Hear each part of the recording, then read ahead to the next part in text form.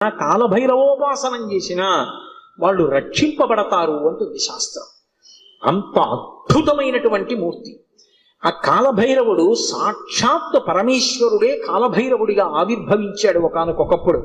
కాలభైరవావతారంలో ఆయన లోకానికి కొన్ని మర్యాదలు నేర్పాడు. అందుకే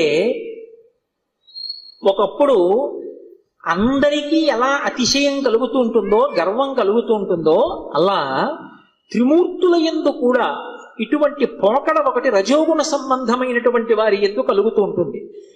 సృష్టికర్త అయినటువంటి చతుర్ముఖ బ్రహ్మగారు సహజంగా రజోగుణ తత్వంతో ఉంటాడు, అందుకే ఎరుపు రంగుతో ఉంటాడు. ఆయనకి ఒకప్పుడు ఎందుకో ఒక భావన కలిగింది, ఆయనకి 5 తలలు ఉండేవి.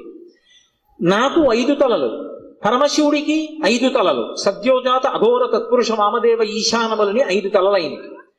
నాకు 5 తలలు, నాకంటే బ్రహ్మగారికి 5 తలలు, నాకు శంకరుడికి